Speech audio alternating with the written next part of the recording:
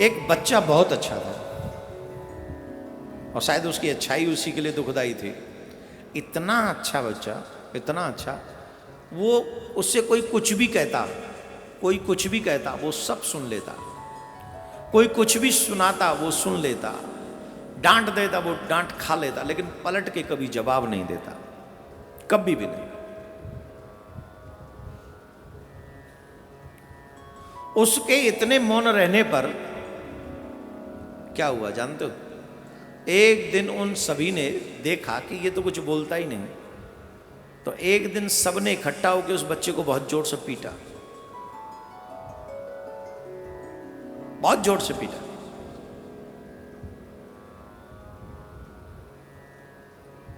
उसने फिर भी शिकायत नहीं की, बात पहुंच गई कि फलाने बच्चे को इन लोगों ने पीटा है। गुरुजी को बड़ी दया आई। गुरुजी ने उस बच्चे को कहा इधर आओ, उसे अपने साथ में लेकर गए और गुरुजी ने कहा एक बात बताऊं? बोल जी गुरुजी। जिस समय ये बच्चे मेरे गुरुकुलम में आए थे ना, जिस समय ये बच्चे मेरे गुरुकुलम में आए थे, उस समय बच्चों का स्वभाव ऐसा नहीं था जैसा अभी दिख रहा है। उस समय ये सभी बच्चे बहुत अच्छे थे, तुम्हारी तरह थे, लेकिन तुम्हारे मौन ने इन बच्चों को हिंसक बना दिया।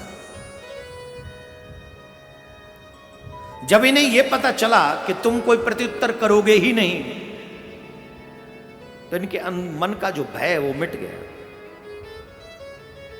और जब सामने वाले को यह पता हो ना प्रत्युत्तर नहीं होगा, तो वो वही करेगा जो वो चाहेगा,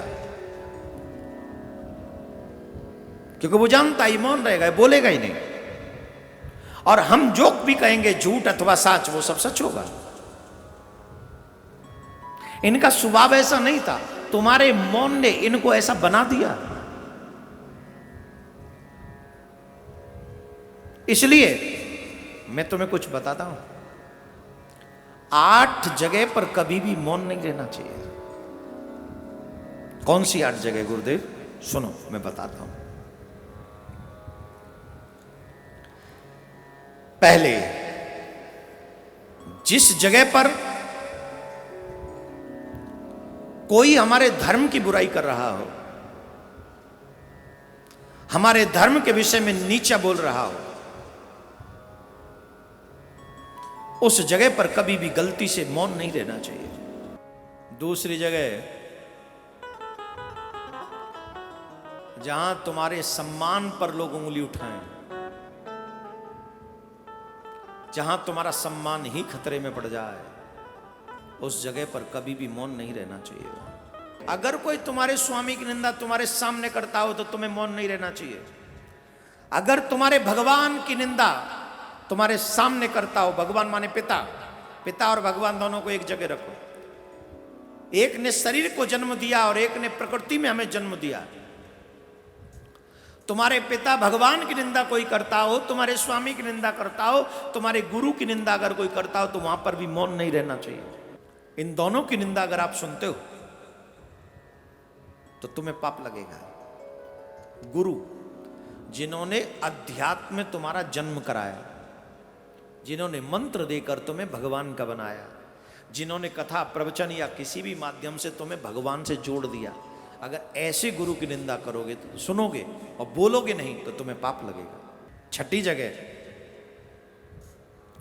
आपके शत्रु आपके खिलाफ टोटली षड्यंत्र किए जा रहे हैं, षड्यंत्र पे षड्यंत्र किए जा रहे हैं, और आप फिर भी मौन हैं। शत्रु के संकट क्रिएट करने पर भी अगर आप मौन रहें, तो आप फिर आपसे बड़ा मूर्ख कोई नहीं।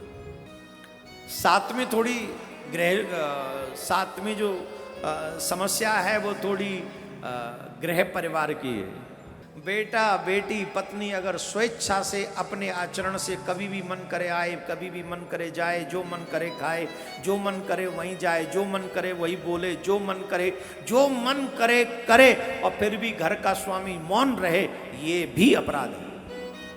जो भी अपनी मनमर्जी से काम करे और गृह स्वामी कोई आवाज न उठाए, इससे संस्कार नष्ट हो जाते हैं, इससे घर की मर्यादाएं नष्ट हो जाती हैं और आने वाला जो समय है, पीढ़ी है, वो कभी अच्छी नहीं हो सकती उस घर में। 8वीं बात बताऊं, बहुत अच्छी बात है, बहुत अच्छी बात है।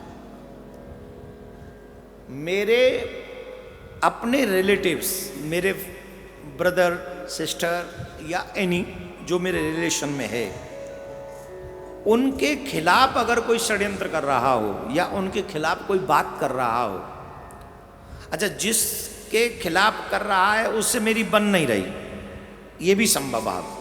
ये मान लो यही संभव है कि जिस रिलेटिव के अगेंस्ट या मेरे भाई के अगेंस्ट या मेरे पिता के अगेंस्ट या मेरे चाचा के अगेंस्ट या मेरे चाचा के बच्चे के अगेंस्ट जो बात चल रही है या षड्यंत्र चल रहा है और उससे मेरी बन नहीं रही, और षड्यंत्र कोई कर रहा है, बात कर रहा है या कोई उल्टी सीधी बात बोल रहा है, तब भी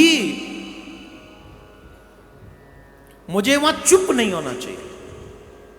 रीजन, अगर मैं वहां चुप रहा, हो सकता है मेरी आज न बन रही हो, कल बन जाए, लेकिन मेरे घर वालों के खिलाफ, मेरे अपनों के खिलाफ कोई बात करे और मैं मौन रहूं, तो ये समस्या एक दिन घूम कर मेरे पास तक आएगी।